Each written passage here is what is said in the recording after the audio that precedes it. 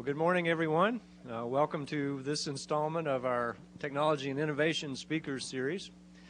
It's our great pleasure to have with us today Whitfield Diffie, who's, I'm sure, his reputation precedes him. He's, I think, a great speaker for this series because, as you know, we're really focusing in on the idea of innovation, and some of the biggest innovations occur when people think about a problem differently, and certainly public key cryptography, that is one of the fathers of, was thinking about the problem differently, and that really changed everything. So the second reason it's very appropriate for him to be part of this speaker series is that earlier in his career he was a MITRE employee. So I believe that, you know, the knowledge that he gained here was the springboard that catapulted him into the achievements that he's had through the rest of his career, so we can take credit for all of that as well. Or not, depending. So with no further ado, Whit, of course, is Vice President and Chief Security Officer at Sun Microsystems now. As I'm sure you're all aware, he's had a long and distinguished career publishing in the area of information and security, and is truly one of the world's experts on the subject. So, Whit? Thank you. Well, of course, I was asked to speak, so I looked up a title. And I'm going to try to pay homage to the subtitle there, with emphasis on the contributions of the MITRE Corporation. That is to say, I'm going to tell a few personal stories and stories about other people who were here and so forth. Let me start back at what I call the beginning. That is to say, one piece of information security is famously old. That's cryptography. I'll say a lot about that. But basically, information security arises out of the introduction of radio, what we know today. Prior to radio, information security, they knew how to guard buildings and lock rooms and put things in filing cabinets, and they had some amount of investigation of people. All of this machinery that's still around was present. Then January 18th, I think, 1904, was the first transatlantic radio communication. And suddenly everything changed. Right? You suddenly have something that is utterly indispensable. It's so wonderful, you can't stay in business and not make use of it. But it bypasses all of the security mechanisms that were previously known. Because, everybody can listen to the radio. The impact was tremendous. The clear first impact I know is naval. Before radio, the first Sea Lord commanded the greatest fleet in the world and didn't know where it was. I mean, they had a snooker table and a map on the table and little model ships, and they pushed them around when they got news, they heard they'd been sighted somewhere. But really, I had a vague impression of the configuration of their forces, and essentially no span of weeks or months before they could send them anywhere to do anything. Within a very few years of the introduction of radio, all of a sudden you can reach every ship in the fleet, at first within a day, then within hours, then within seconds. And today it's just like, except for submarines, it's just like making any other phone call. Something that has changed a lot of things. Let me just throw out a side point. Look at what happened during the attack on the Liberty in 1967 or so. According to accounts, I don't know if there's official acknowledgement, you have first the Secretary of Defense, McNamara, and then the President on a secure phone to the commander of the 6th Fleet, ordering him not to protect his own troops. This utterly changes the concept. Technology there has changed the concept of what commander-in-chief meant. But anyway, back to the first Sea Lord. Right? The effect of radio was to create a nervous system that wove the British fleet together into one fighting force. But it did another thing, which is it lifted that nervous system up into the air where everybody could see it. Now, what can you do about this? Well, the short answer is, of course, you can do something about some aspects of that and very little about other aspects of it. concealing the fact of the communications, general patterns of the communications, is very difficult and expensive when it's possible. Concealing the content of the communications, that's somewhat easier. I had more success with that.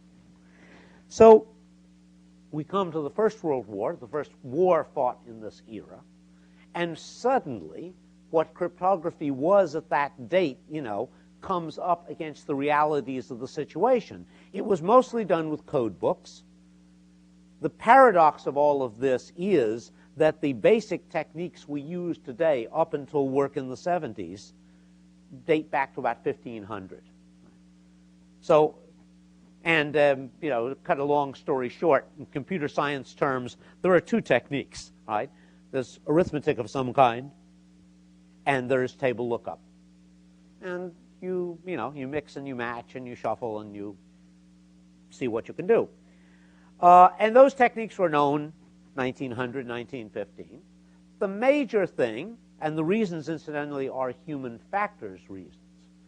What can people do? Well, looking things up in code books and writing them on telegraph blanks is something people can do. You could describe at that time all sorts of more complex things. They're called multiple visionnaire and stuff like that. Trouble is, if you try to do them by hand, the error rate gets so high that the communications just don't work. So this started, right? This started a ball rolling. And sometime between 1915 and 1920, there are competing contenders. Somebody came up with a simple way of automating what I was calling multiple visionnaire, doing, well, maybe I'll describe it in a little more detail. Let me get back for a second to the point. The Dutch are now claiming that Dutch naval officers in the East Indies came up with the first Enigma machine. Another major, the claim taken, for a long time as foundational by the U.S. Tradition is Hebern, who worked in Oakland, California, and came up with a five-wheel machine, I don't know, 1917, 18, something like that. Scherbius and Dam, who usually get most of the credit for the Enigma, were a little bit later. But by 1920, you've started on an attempt to automate cryptography. So, what I'm calling, referred to as multi-loop visionnaire. Visionnaire apparently was the vice president for marketing or something of Italian cryptographic activities in the 16th century. He isn't actually the main innovator, but he's the person who got his name on the system. And it's you want to encrypt a letter, so you look it up in a table and you translate some ciphertext image. But then if you do that very often in a row out of the same table, people will make up frequency counts and so forth. It'll eat the system alive. So what you do is you change the index on the table before you get to the next character. And it's one simple way of doing this is you organize the table as a little rotary wheel and has wires running through it. So if you put an electrical signal in one side, it comes out the other side as a different character. And you have a bunch of these wheels, so you do a bunch of table lookups, and then you rotate the wheels in some way or other. Right? Once again, computer science terms, what did you have? You have a bunch of tables and a bunch of index registers. So you do some arithmetic on the index registers, and then you do an indexed indirect lookup through the tables, and you get a different character each time. If you had a row of A's as the plain text message, you'd get what appeared to be a completely uniform distribution of A's through Z's as the output. First systems appear in the early 20s. In fact, all of this looks very, very complicated to eye, but people found a number of things could be done about it. And I just want to pick on two. I'm not going to give you a systematic history of cryptography because my plane leaves at 4:30. But let me just give you a few highlights of this.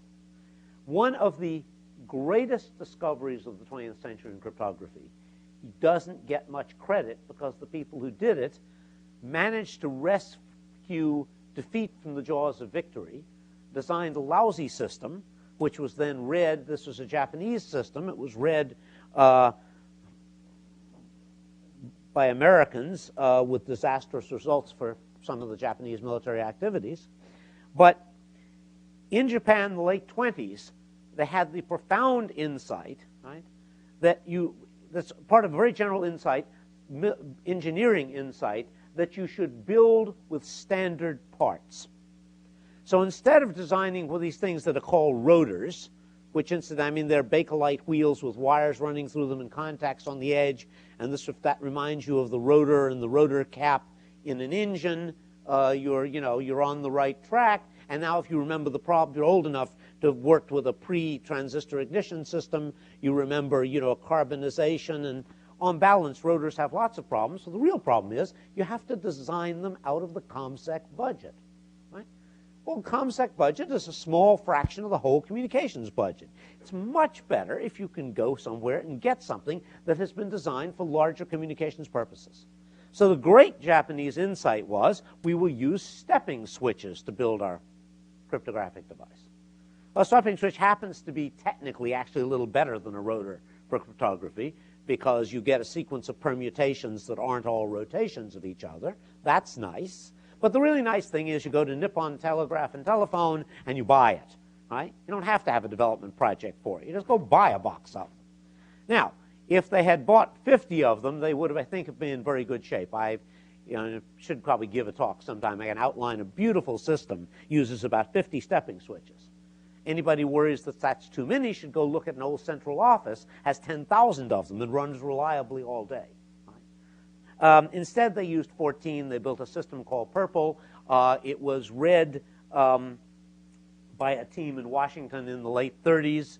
Frank Rowlett was the boss of the team. The two people he gives most credit to are Genevieve Groshans and Leo Rosen. Leo Rosen had just come from MIT, where he had learned about stepping switches and played a key role in recognizing that that was what was going on. His biographers gave credit to Rowlett's boss, Billy Friedman. Rowlett's assessment was he didn't think Friedman had played any part other than training personnel and selecting personnel for assignments. Very important managerial function, but not directly, didn't do any direct cryptanalytic work or cryptanalytic management on that problem. At about the same time, the same Frank Rowlett got a very bad assignment from his boss, early 30s, to manufacture key tapes for what's arguably the worst cryptographic system of all time. It's a one-time tape system, but instead of just sort of XORing the tape with the plain text, the key tape with the plain text, it uses it to move the rotors in a 5-wheel rotor machine. Right, so you have a rather complicated mixing unit, and this complexity is a lot worse than useless, because if you get a single bit disagreement between the keying tapes, you get an indefinite loss of synchronization.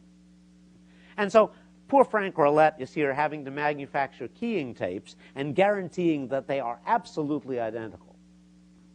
And once again, very few people here are old enough to remember paper tape, but it's dreadful stuff. And the joke even in the 60s was there's paper tape for reading and paper tape for writing, and the trouble is that the two are not the same paper tape, right? And so Frank Rowlett's sitting there, and at the time, in this detail, I didn't ask him the right questions till too late in his life. He didn't remember. But they were manufacturing their keying material with something rather like rotor machines. I don't know what the randomness was. And so he came up with the idea that we're going to have two rotor machines, one for enciphering traffic, and the other one for moving the rotors of that one. Now, this device is called SIGABA. It was the highest grade U.S. crypto system of the Second World War. It was in use until 1960 or so, early 60s, and it was finally, much more than I want to read about it, was declassified in the 90s. And so the full project histories and so forth are available. So that's two bright spots, one Japanese, one American. So look at what secure communications looks like during the Second World War. Well, in many respects, U.S. seems to have had very secure teletype sort of traffic, right? Written on telegraph blanks or something. 10 characters a second or whatever people can transcribe, or Baudot rates, you can have secure communications. Voice, No, forget it. Right? Beep, beep, beep, boop, bop, boop. So in 1943 or so, it came about the first genuine secure telephone. It's a device called Sig Sally. And in many respects, it's very much like a modern secure telephone like a STU-3. That is, it has most of its widgetry, most of its cost is a 2400 bit per second vocoder. And then it was encrypted with one-time material that was written on long-playing records, and the records were smashed after they were used so that you couldn't accidentally reuse the material. And it had actually some differences from a modern secure telephone. It weighed like 30 tons. I mean, you know, as opposed to 15 pounds, which was counted as heavy enough in STU-3. It occupied a room about this size in 30 racks of equipment, each one 7 feet tall. And it was so expensive, right? Initially, you know, there were only 2 subscribers who could afford one, Churchill and Roosevelt. So during the war, basically, there was a link from Washington to London. And in London, they couldn't put it in the cabinet war rooms. It was down in a room in the basement of Selfridges. And then they ran a local scrambled line across Green Park. And in Washington, I've forgotten where it was, and accounts differ about whether Roosevelt really ever talked on it or whether he sent his aide to talk or that kind of thing, and I don't know the answers. But what Sig Sally showed was that you could have secure voice. And now everybody wanted it. Well, at one level, I mean, the 4-star generals each managed to get one, you know, in the late 50s, and so there were about a dozen of them. But, you know, of course, you couldn't do a great deal below about a 4-star level with something that occupied a full room and weighed 30 tons and cost some number of millions of dollars. You needed something you could get to a to a battalion headquarters, a division headquarters, or into an airplane, or at least onto a ship, or something like that. And so the driving force of cryptography in the 1950s, 60s, was voice. Now, the problem with voice, even 2,400 bits a second is 120 characters a second, right? You're running 12 times as fast, roughly speaking, as the existing rotor machines. So you've got to do something. And for quite a number of reasons, what was done, you'd like to go to something that's purely electronic.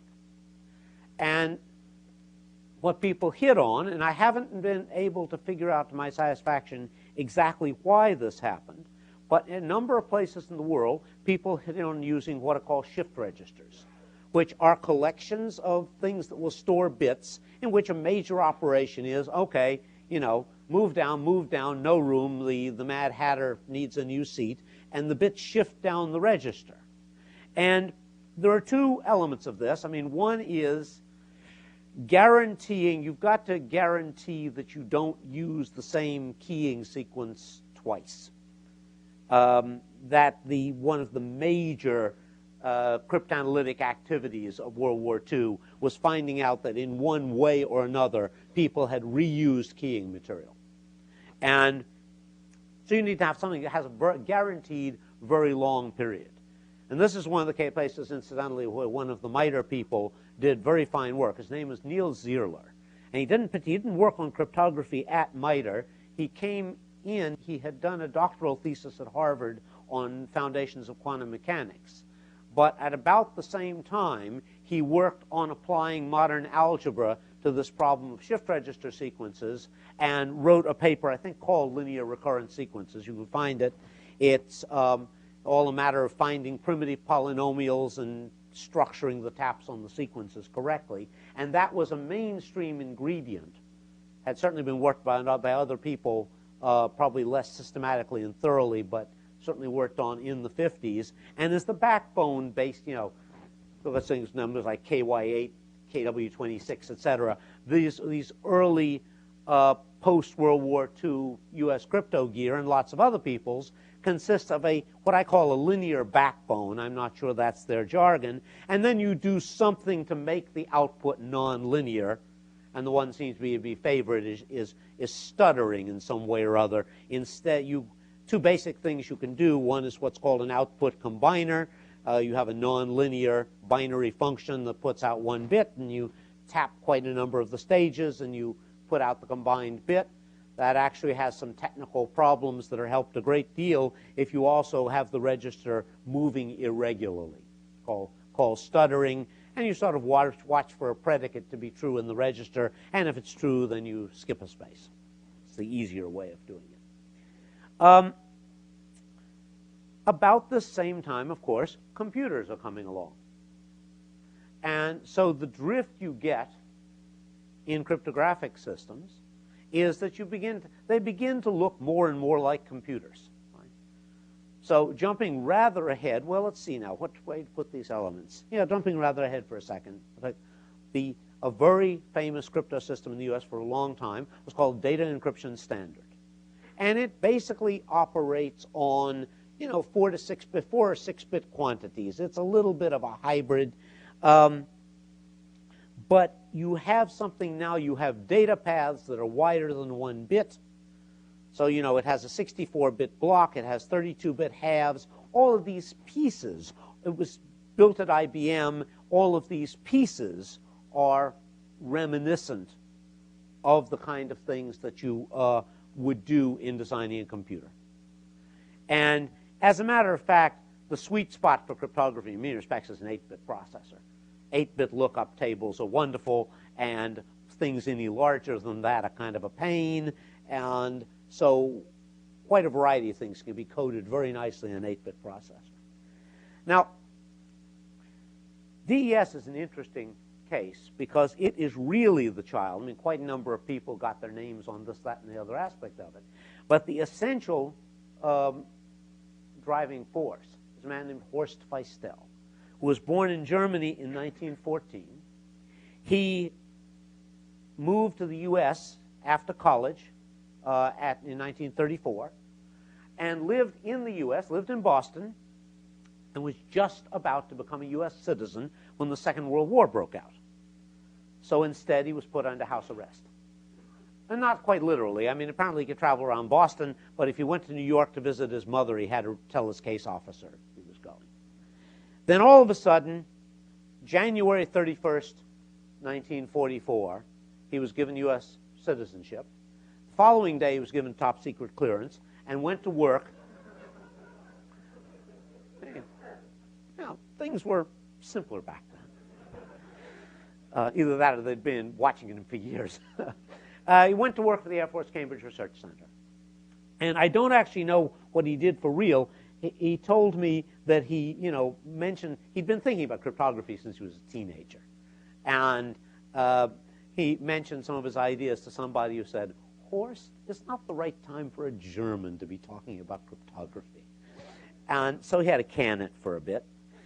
But in roughly speaking, 1950, something percolated right in his right direction. There's a phenomenon with aircraft called identification friend or foe, right? I mean, a fire control radar, likes to know what to shoot at, and it sees an airplane, and it wants to know what to shoot at it. And so there are many things you can imagine doing. The general broad identification problem. I mean, if a radar sensors are smart enough, they can look at it and they can figure out that it's a B-52, rather than something else.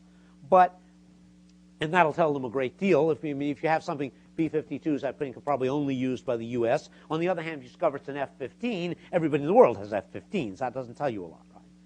Now, what they did in the Second World War, things that run from names from Mark I or so to Mark 9, is they had some funny analog signal processing, and they sort of managed to get a few months lead time on their opponents. So the radar challenges, and something delays the radar signal several different time periods and reflects it back, and you get something you can recognize, and you decide you know that one and like it. And I don't know, maybe those times were tunable. It wasn't really very keyable.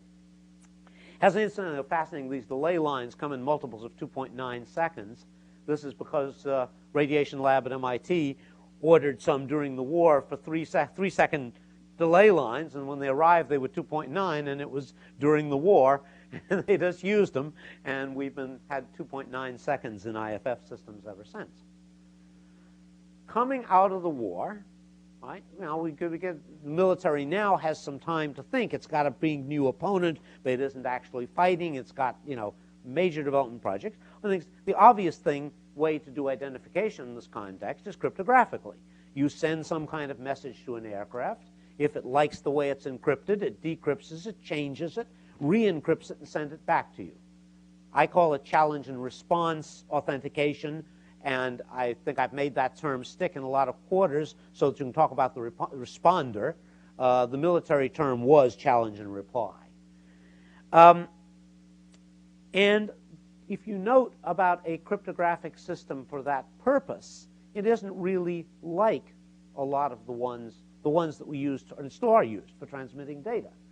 Because a critical thing in transmitting data, particularly over HF radio, is the whole environment's very noisy. So you want to have a lack of what's called error extension or error propagation. You want to send a bit, and if the bit gets garbage, the bit gets garbage. Okay, so the bit gets garbage. Maybe they can read the next bit.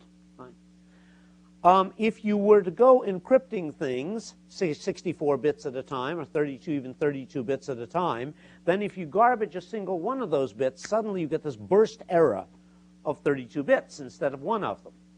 Well, it'll, 0.5% bit error rate, 0.25% bit error rate, which you might be able to understand through, all of a sudden you won't get any information through it all. So people had basically neglected what are now called block crypto systems or electronic codebook crypto systems. But that is exactly what is needed for this application. And this is the kind of thing apparently Horst Feistel had been thinking about since he was in his nappies. And he discovered an artifact of a bureaucratic fight. Right? And once NSA or its immediate predecessors were formed, their business was to consolidate cryptologic activity in the U.S., and of course they immediately went and found fighting about turf. They didn't want anybody else doing any of it, in part because they considered it very secret and only they could protect it carefully enough. So they got into a fight with the Air Force, or also good at fighting about turf. And roughly speaking, I think it comes down to this. The Air Force says, we need cryptographic identification, friend or foe. NSA says, we're busy working on the Russian traffic. We'll get around to you children. Just be patient. Air Force says, we're not losing the aircraft while you get around to us. And Air Force Cambridge Research Center began working on this kind of problem.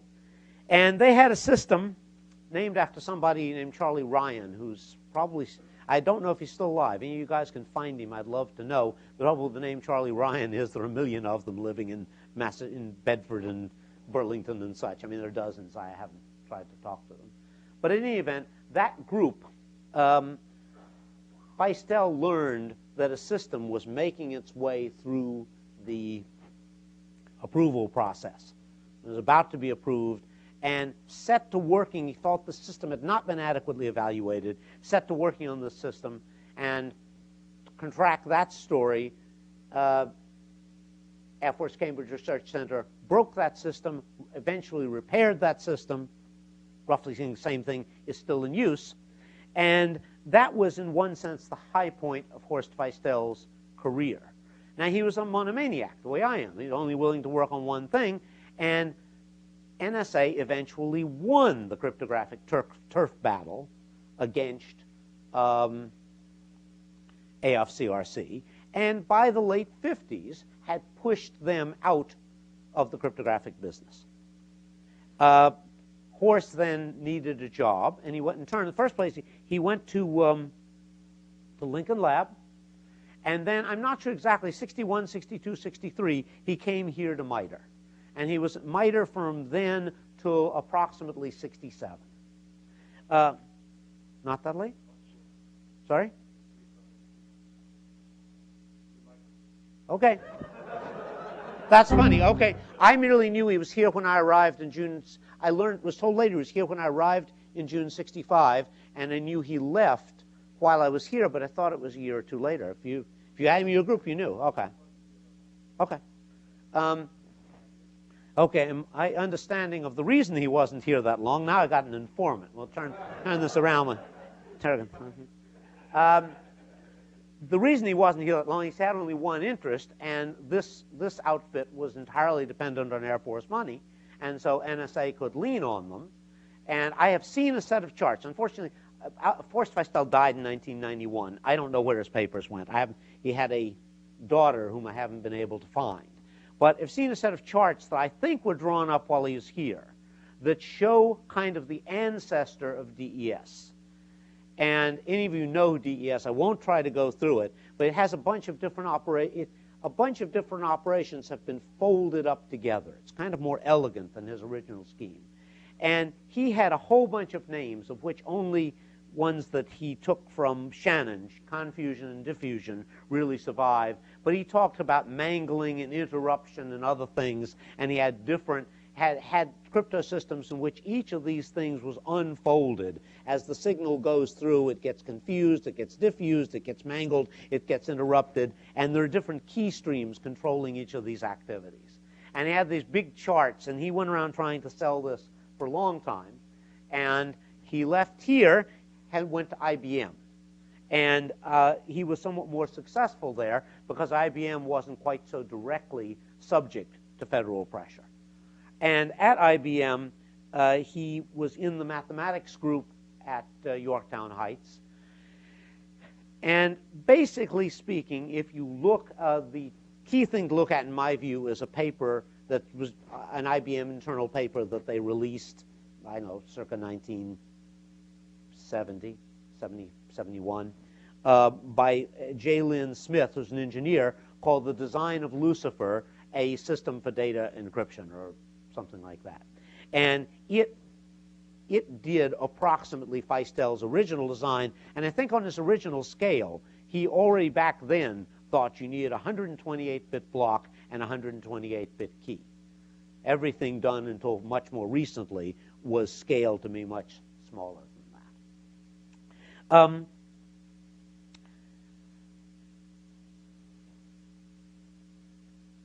I'll come back to cryptography somewhat later. Let me now say, okay, so I was at MITRE in that same period. And although I had periodic interest in cryptography, I distinctly remember, for example, Cody Wells, who was probably my boss, I'm not at that point, I'm not sure, but showing me Shannon's paper on cryptography from 1949 from the Bell Systems Technical Journal. And this was just one of many things that piqued my interest. I remember sitting and talking to somebody at Walker Memorial, told me that Gleason, who died last fall, had just, had at some point made a great cryptographic discovery that was comparable to a great mathematical discovery. I've never discovered which piece of Gleason's work this person was referring to. I'm not sure that's a very reasonable description. But I was not interested in cryptography as a primary activity at that time. I thought it was important, and I kept trying to talk people into working on it. And several of them, wish they had been talked, but they weren't. And I left MITRE for reasons having nothing to do with this kind of thing. I was working on proof of correctness of programs, and I had been working on a project called MathLab, which was squeezed out because MITRE began using its internal research funds for market expansion to create what has now been a very successful effort.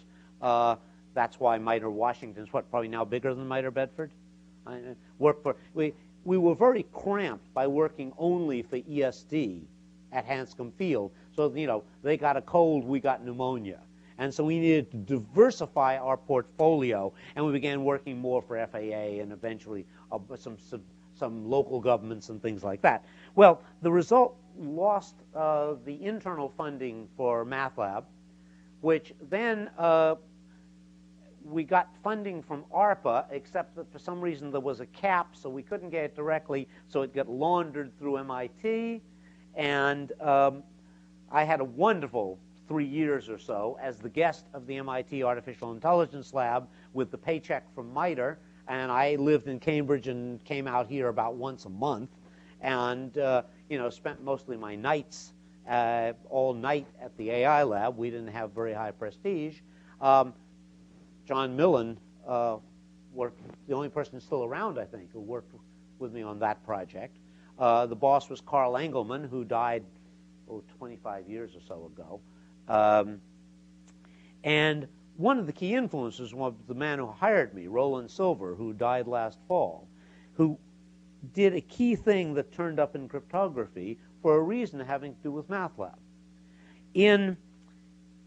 There's a big problem in mathematical manipulation, which is how you simplify expressions. You have two expressions, and you'd like to know whether they're equivalent. And that is a problem that's probably in general unsolvable in a certain technical sense. But what can you do? Maybe you can find out that they can't be equivalent. Let's say you were to try plugging in values and calculating them. If they don't come out the same, then they can't have been the same expression. Now, what do you want to plug in values in? Well, it'd be nice, if you do it with floating point numbers, you might not be sure whether they were the same or not.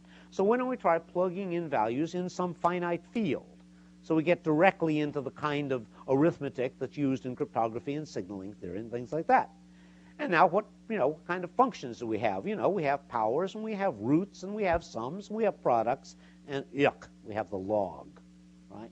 And log is hard to compute. So Roland Silver did the first serious, inroad into computing the log efficiently to work on that problem. Later, that became very important in cryptography when we began using exponentials as ways of encrypting things. I think at this point I'll pick up. I want to mention one other person. I don't know how to weave that into this story very, very smoothly. I didn't meet him till very late in his life. He was at MITRE when I was here, I think. Somebody's going to contradict me again. But I think he was already here when I was here, but I didn't know him. His name is Gordon Welshman. And Gordon Welshman made one of the great contributions to the analysis of German Enigma traffic during the Second World War. The approximate history of that problem is three Poles named Rievsky, Segalski, and something I forget, made the first big inroads in the late 30s, and that work made its way to Britain, and it was a device called the bomb for reasons that are, you get various explanations, just the way you get various explanations of the name MITRE, right? But for those who think it has no connection with MIT, long ago there was furniture around that wrote it capital MIT with little RE, in the inventory stamp on it. So I think that the MIT connection is in that. At any event, there's something called the Turing bomb, designed by Alan Turing at Bletchley Park, and a key ingredient that went into that, well, it's called the Welshman diagonal board, which made, and if you think about, an upper diagonal matrix or something in the way that this could cut something down from n squared to n log n or so, it sped up the computation tremendously. Welshman then went on to work in command and control and made himself very unpopular in the 80s, a few years before he died, made a lot of enemies. He wrote a book, 2/3 of which is about history and about the work he did at Bletchley Park, and offended the classification authorities. And everybody insists he lied here and there about who had given him permission, what, etc. They threatened to put him in jail. Frank Rowlett said they've forgotten what they owe that man.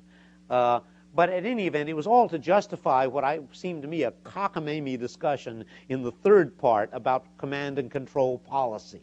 So I read the history avidly. It was immensely important. It was the best description, really worth reading for your understanding of what it is like under wartime conditions to work in an offensive cryptanalytic organization. Nobody else I've read has done that well. But it was all to criticize some current Air Force and MITRE and Washington policies about how command and control systems were handled. And I thought he was just, completely wedged. I like his history. So look at cryptography coming into the 70s. I've talked a little bit about algorithms. There's a lot more about that one could say. But then there's another very big aspect of the subject, which is, in some sense, the most fundamental aspect, which is the management of keying material. Right? If you can produce good keying material, you can have secure communications. You have to be able to produce enough of it, but you just use it one time and you XOR it with the plain text, and people won't be able to read it. If you can't produce good keying material, it doesn't matter how good the systems are, nothing you can do will rescue the situation.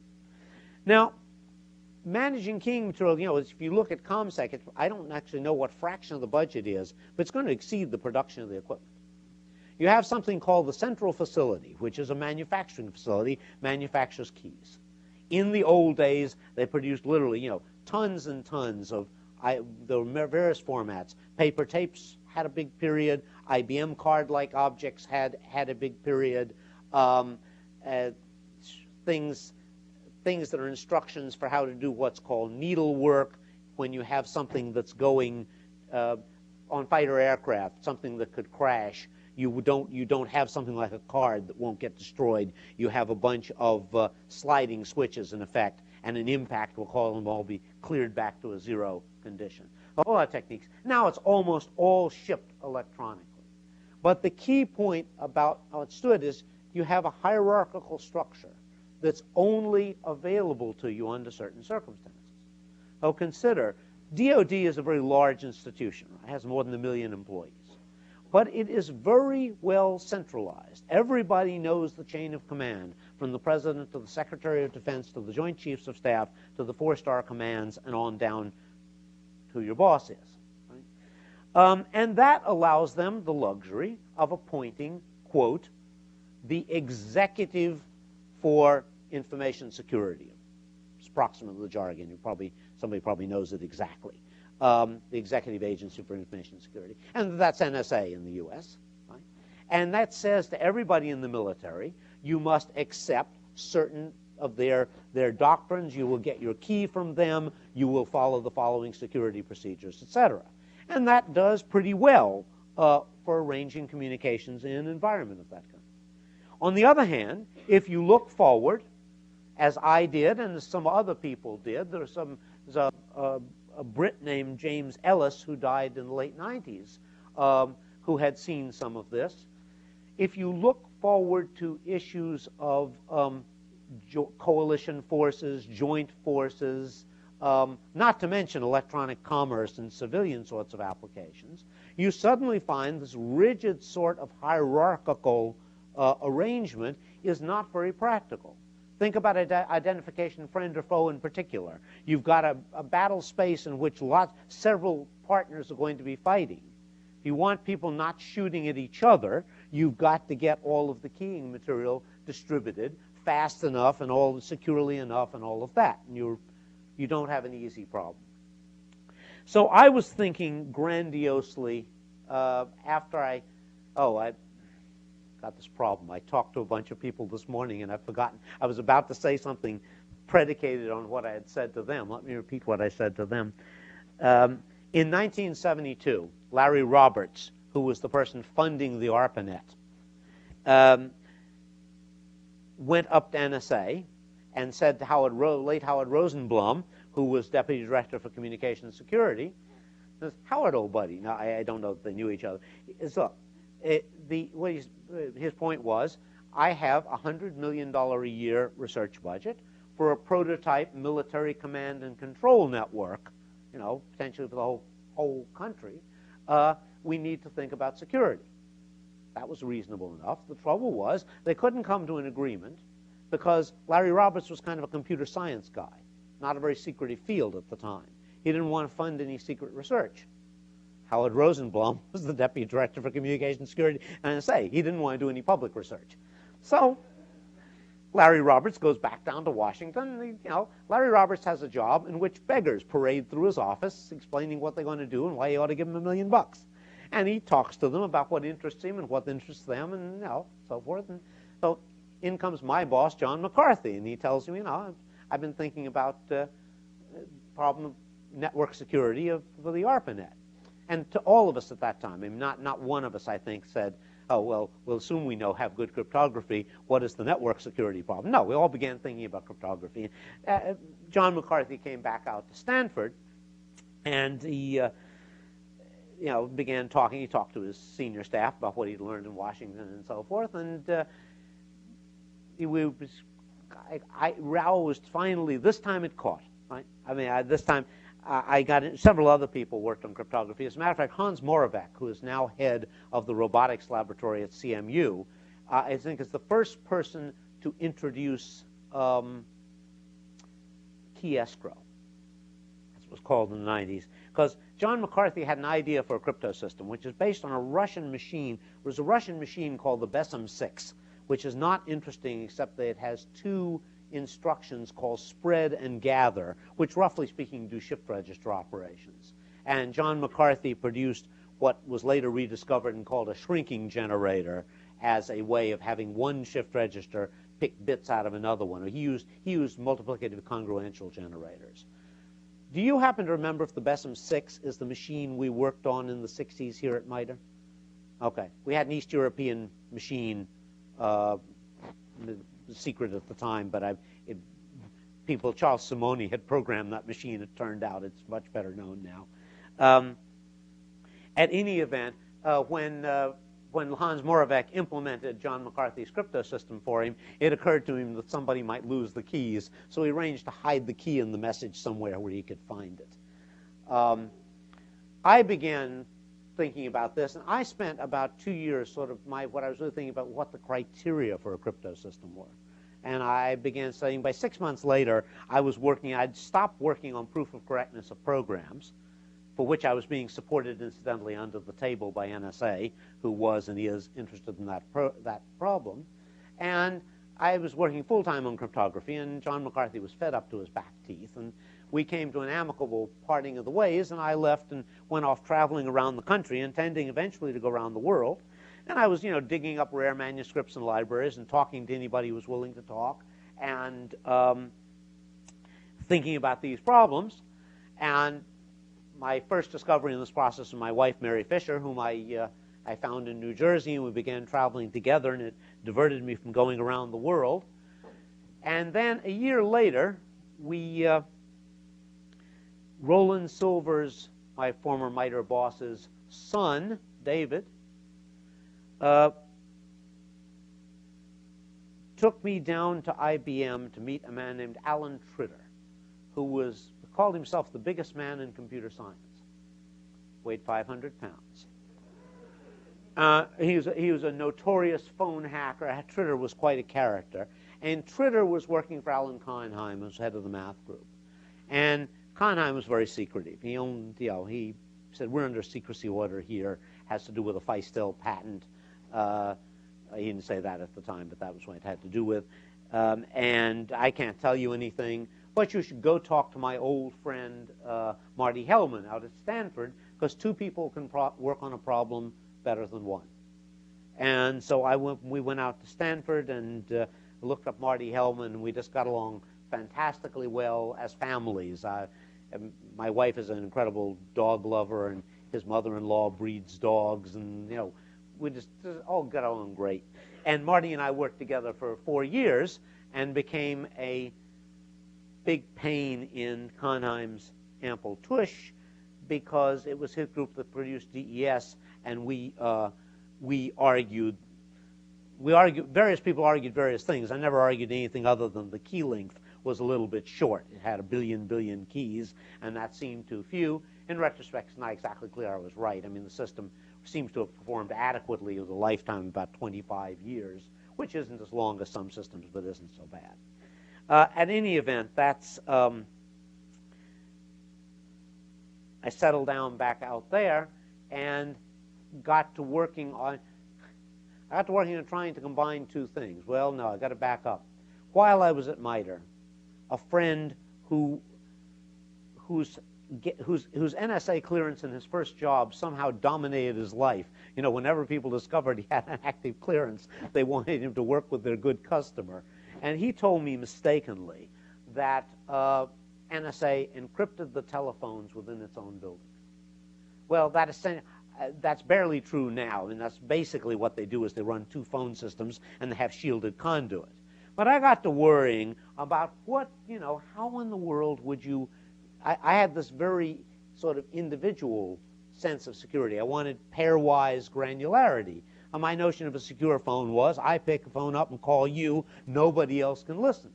So I could understand how you could encrypt the phones all through the building. I just didn't understand how you could solve the problem I would want to solve. Right? Didn't understand their institutional culture at all. They would have seen things very differently. Then in 1970, just after I got to, late 69, I got to Stanford, and John McCarthy, my boss, had just given a paper in Bordeaux on what we would now call internet commerce. Called it buying and selling through home terminals or something like that. And I began worrying about what you would do in a paperless office about signatures. So fast forward 1975, I've had these two problems percolating in my mind for some time. And I was actually working on something else. I was trying to combine two things. One's what I've been calling IFF, right? The challenge and response. And it protects itself against shoulder surfing. You can intercept lots of challenges and responses between radars and aircraft, and you can't figure out how to answer a challenge. And the other thing is the Unix, what's called one-way cipher that protects Unix passwords. The password table is public. It just contains encrypted forms of the passwords. And so that protects you. That really makes system administration much cheaper because it means you can move it. It protects you against compromise of the password table. In this particular case, you don't have a concept of compromise of the password table. You just treat it as public. And that means you add, you can move entries around for users as you reconfigure machines, et cetera. It's very convenient. So how do you get protection against both things? Right? And you want to be sure that, observation of a password in Unix just completely compromises. You don't have that one. So you want to send a challenge that you can recognize the answer, but you couldn't have answered it yourself. And that's what we would now call a signature. And I don't know, after thinking about this for a while, I thought I could do it with protocol and found I couldn't see how to do it with protocol, and suddenly realized there was no reason there couldn't be a direct mathematical operation with those properties. And then several days later, it suddenly turned around in my mind, and I realized, damn thing, solved that problem I'd been worrying about for 10 years longer. I've got two problems. I've been thinking about one since 65 and one since 70, and suddenly they turn out to have the same solution. And that's what we now call, at least one form of what we now call public key cryptography, that loosens up the requirements to where previously to have encrypted communications with somebody, you had to share a secret to start with. Now you merely had to know coordinate pieces of information, and that made things a great deal. It took amorphous secure communications from a non-starter, right, to merely a pain. So the problem has proved amazingly intractable, I think, in terms of getting real security in giant networks, and we clearly have not achieved that yet. The key management problem is still a major one of the difficulties. I went around for a long time saying the problem there I thought was one of capital development. That is to say that most of the benefit would be somewhere down the back, but the costs were largely up front. And so if you look at what NSA did in building the new central facility at Finksburg, they put in millions of dollars up front, and then they had the electronic key management system, and they could use it. Whereas civilian way things are funded just doesn't work that way. Some startup, right, has got to build this, got to persuade somebody to lend the money, and they're not going to get a lot of revenue for a long time, and that, just hasn't worked out yet. So look, I've spent all this time, and I've talked about what I consider one of three major phenomena in 20th century information security. I actually do want to say something about the others. Right? I said about radio that it was so wonderful nobody could afford to ignore it. Now, the next thing that came along that was somewhat like that was computing. Before the 1960s, computer security was, roughly speaking, the security of the computer room. Right? You had to vet the personnel and guard the computer and guard the decks. They used to be very good at that over at SDL. You know, have safes around the edge of the computer room and cards in the safes and printouts go into the safes and so forth. And that worked all right. Then in the 60s, people began to develop time-sharing systems. You have multiple people using the same system at the same time. And all of a sudden, you have a big problem. It's a social problem in part. Right? Those of us who were doing unclassified work suddenly were sitting in our offices in the daytime, in our shirt sleeves, in a comfortable environment with interactive use of a computer, whether you were programming or writing or building simulation, playing with simulators, something like that. Poor slob who's doing something that's even only secret, right, comes in the evening, sits at a terminal down there in the computation center, waits for them to scrub the disks, you know, gets to work for a couple of hours, maybe gets one turnaround of a program or something, and then is off for another 20 hours or so until you can get access to the secure mode of the machine again. So people developed the notion of a multi-level secure operating system. You really would like to have something that allows two users at different clearance levels running programs of different classifications to operate on the same machine at the same time. Ideally, you'd like to have a machine that supports top secret users and also, you know, take some riffraff in off the street.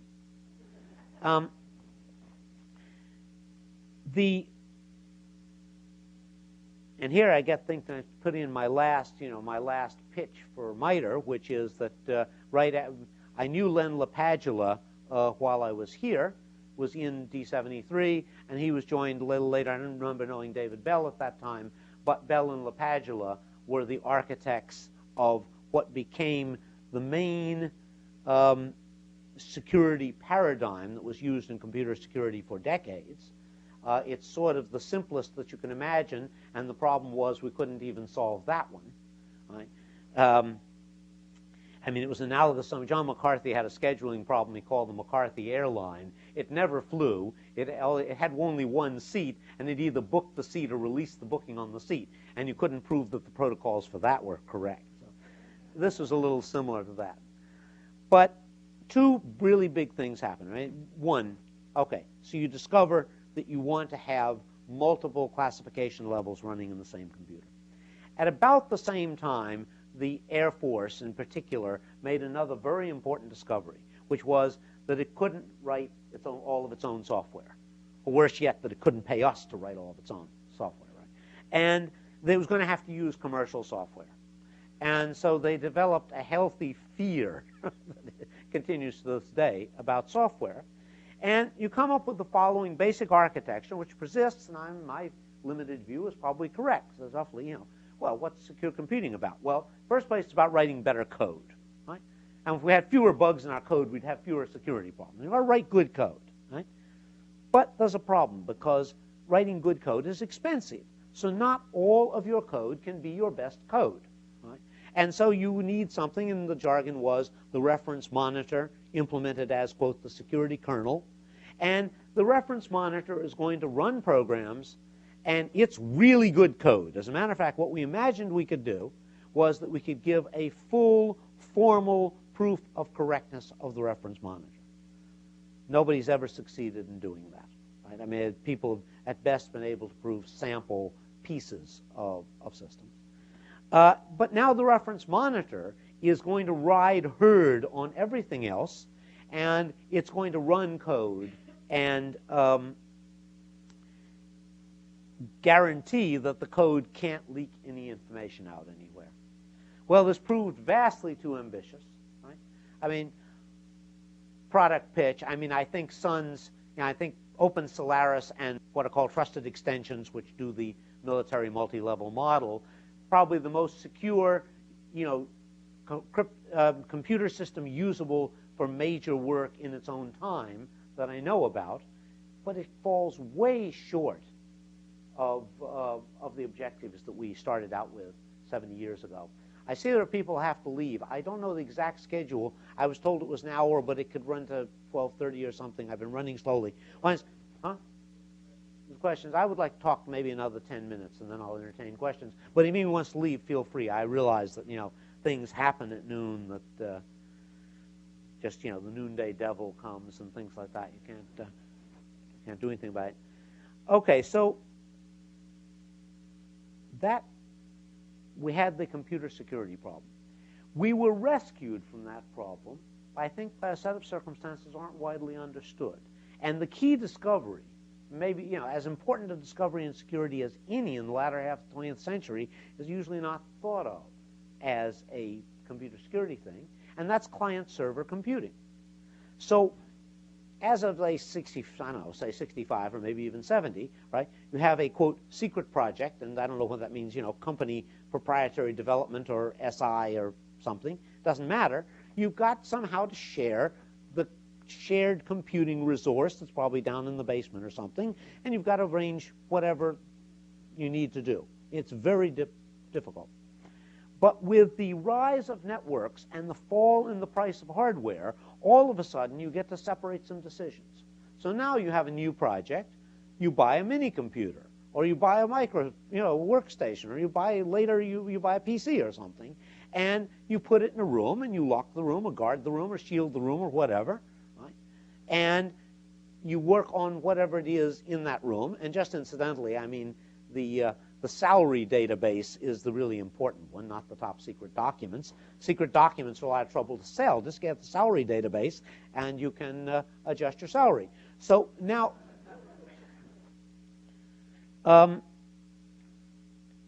that means that now HR can have its own computer. It doesn't have to share the main computer with, some flaky researchers or something. And it can have a check printer on it and all of that sort of thing. You bottle that up, and then later you get a slightly looser form, or other application, you get a looser form, and you have the network. Right? You get to make a separate decision about how your computer is going to communicate. Whether you may not connect to the network, you may merely carry tapes to it, right? Or you may decide, you may get approved ComSec equipment. That was what something called the PLI was developed for in the 70s. You had connections across the ARPANET that were encrypted, in that case very, very tightly. They had the addresses hardwired into them in the first versions. But that meant you could create secure pipes across that network. You could imagine, many sorts of dial-up phone line and such ComSec devices were available. So you get the falling cost of hardware made a major contribution. Now, I think, we're still sort of floundering around with the secure computing problem, but I actually think there are half a dozen things, and I'll run through them, that have changed that, and suddenly at some point we're going to look around and discover we've made a great deal of progress. They are, in no particular order. In the first place, we now have a very well-developed cryptographic technology. That's far and away the best cooked part of information security. It is, in some sense, encapsulated, right, or its paradigm is that NSA finally, after decades, gave up in fighting with the public world and has, at least in principle, adopted what it calls Suite B of crypto algorithms. They are, by and large, NIST standards, though not quite all of them. They are all public, and they are certified, as I say, in principle, for protection of all levels of classified traffic. The memo that does that spends about 3/4 of its time saying, now, just because you know how to code it doesn't mean you can, do it without our approval. And that is the sense that it's in principle. Last I polled the manufacturers, all I could find so far, Harris had made a chip with AES in it, but it also had baton in it or something. It was a controlled cryptographic item. So whether anybody has made a purely Suite B chip, and whether that would be an uncontrolled item or not, it's all still up in the air. However, the point is, cryptography is not doing so badly. We know more about cryptography today in the public world than anybody knew on balance in 1975, I'm convinced, in any institution anywhere. And at that time, incidentally, NSA was funding the secure computing work, but it was not willing to tell those people about cryptography because it still thought it could keep cryptography secret. But it wanted to make too wide a use of secure computing to keep that secret. So they were trying to do secure computing without cryptography. They had a few projects like Blacker that were secret projects and made very good use of cryptography for its most important secure computing application, which is not encrypting, not network security, it's configuration control. So by having signatures and encrypted packages and things like that, you can guarantee that a set of programs stays, I should respond to things said earlier, stays at least moderately in the configuration you thought it had. So cryptography and the implementation of cryptography in hardware cheaply are one key thing that has changed. You know, 2 examples, there's something called trusted platform modules, separate little pieces of hardware that go onto a motherboard that do some of these functions. And in a new Sun system called Niagara, has 8 processors per chip, but one of those processors is devoted to cryptographic computations. Unfortunately, it has no cryptographic boundary, so it's only an acceleration mechanism. It doesn't have all security properties you could want. The next thing is various aspects of hardware, but it all kind of comes down to networking, and it ends up with the aphorism that we are building computers out of networks. Note that for 60 years, we have been building what's called a von Neumann machine. And a von Neumann machine emphasizes the interchangeability of instructions and data. And if you do that, and it's just one, that's why you can compile and run. It's a wonderful thing.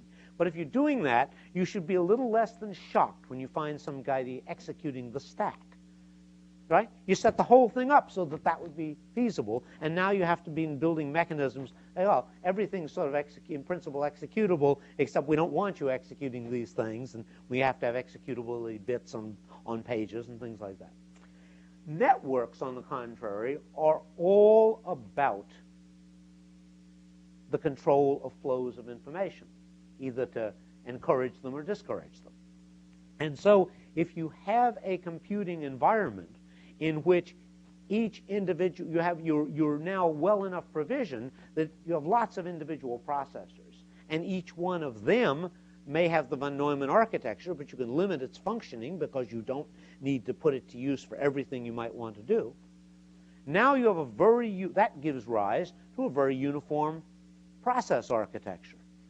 And you can give IP addresses to processes, or we call them zones or containers that enclose processes, so that all sorts of direct, array-to-array transfers and stuff that were the bane of security in a time-sharing system are now done away with in favor of IP, and you can put a firewall on a zone in OpenSolaris if you want to.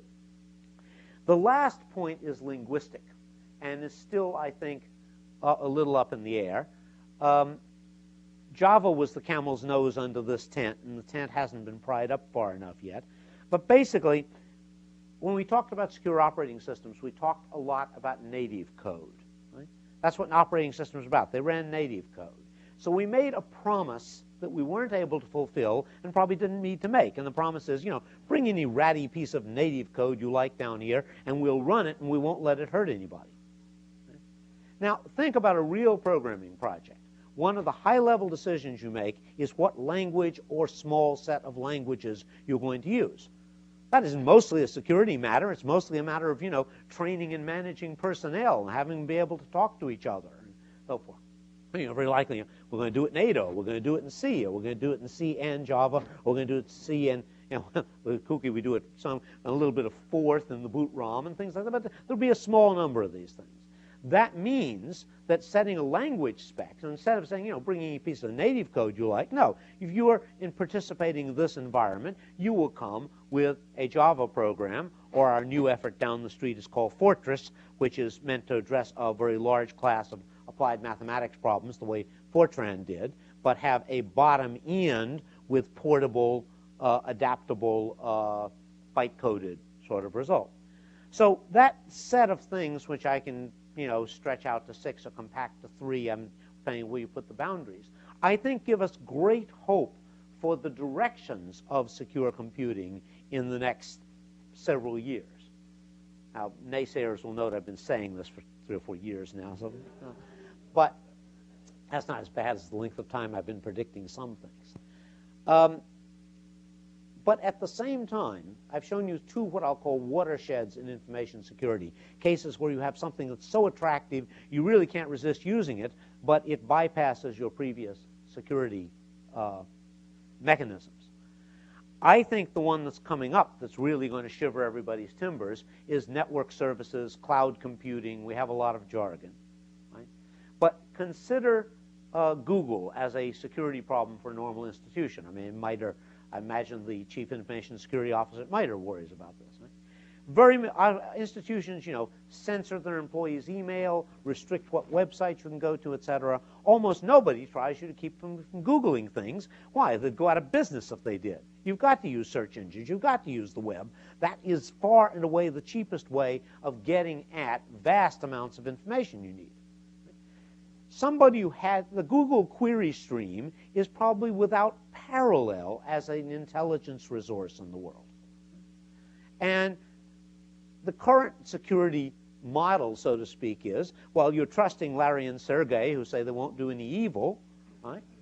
And they'll use they'll extract all the market information they can out of it, but you kind of think, we at Sun think they probably won't sell it to HP, hey, want to see all of Sun's queries? Well, we figure, they probably think that would be a short-sighted business strategy. But that's all the assurance we have. Not much more we can do about it than that. Now, suppose the world changes in the way I think it might. Suppose there are 1,000 of these things. They aren't just search engines. What's a good one? A heat flow, people who know how to do heat flow. Let's take a ridiculous example. Suppose Cooley and Tukey hadn't published the fast Fourier transform. Right? This isn't feasible, I know. It was known in the 19th century, etc. But suppose instead they put an ad in the Wall Street Journal and said, signal processing, we'll do it for you. Post Office Box 60531, Princeton, New Jersey, right? Well, by now, New York would be a small suburb of Princeton, and right, we'd be sending all our signal processing to Princeton, and they'd be able to do it there much faster. But look at Pixar's business. Pixar's trade secrets are the best ways of rendering film.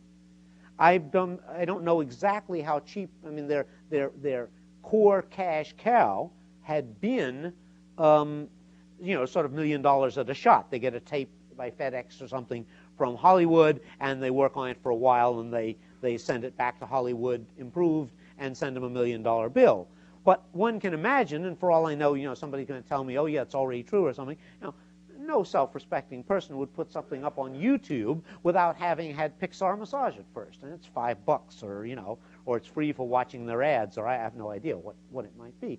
But there are lots of computation-intensive tasks that can be done better by outsourcing, and I believe that within the decade, if it's not quite true yet, but within the decade, we are going to see a circumstance where no real industrial program runs in the mode that we would now, what do we call, we say you computed securely today, pretty much if you did on your own computers, and if you took whatever precautions, you thought were necessary. As I said, you guarded it, you shielded it, you isolated it from the network, whatever.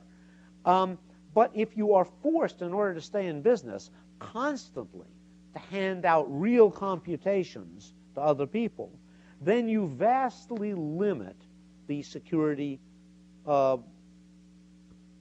techniques that you can apply, and you get back to something that looks very much like bricks and mortar commerce. Right? We send a prototype out to a machine shop.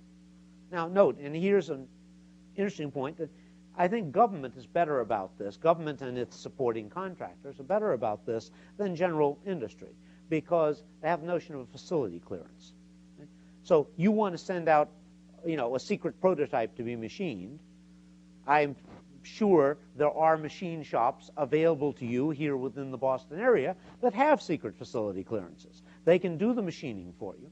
But in general, I mean, just ordinary commercial standards, a machine shop has an implied contract with you, even if it's not explicit, that says, we will make one copy of the prototype, we will return that and the blueprints to you, and we won't give copies to your competitors. So the top-level thing, which is beginning to be seen in such things, the XML sort of languages, or about negotiation languages, is going to be dynamic contract negotiation for subcontracting phenomena that take place in seconds rather than weeks. Right? and are going to have to be supported by accompanying sort of assessment phenomena which you can determine that the people you are sending a computation to are capable of doing it securely. So, I come in one sense naysaying, there will be no security in 5 years or something. But I don't actually believe that, but I believe it will become vastly more societal phenomenon, that you're not going to recover the sort of isolated end-to-endness that has characterized a lot of security in the past.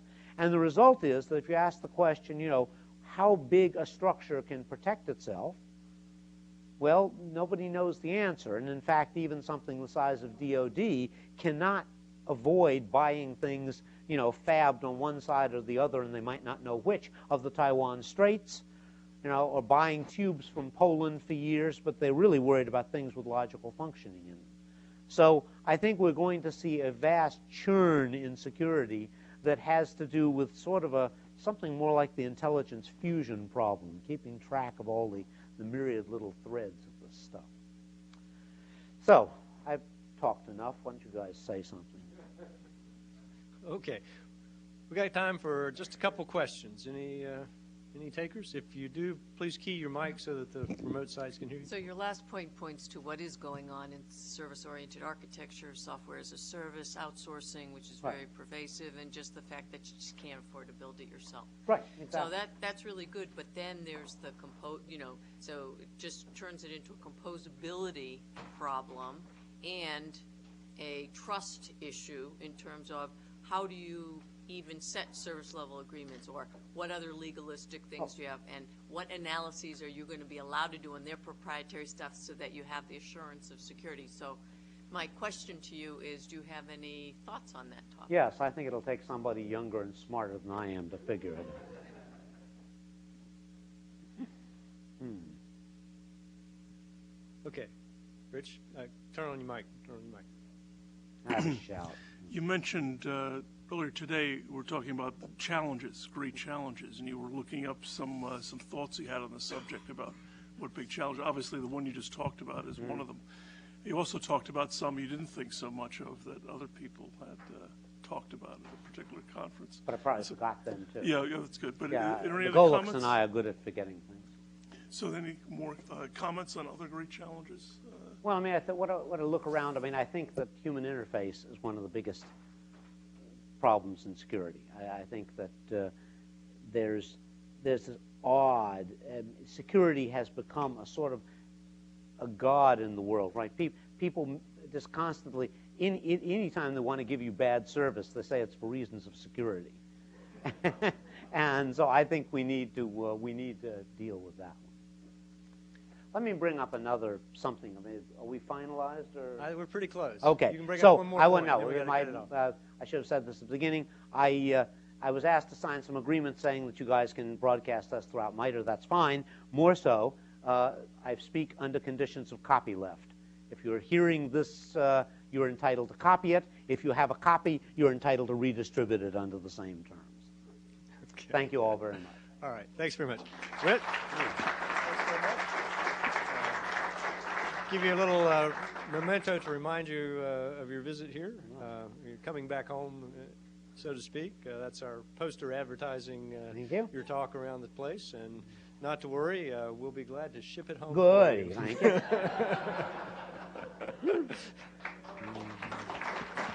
Thank you.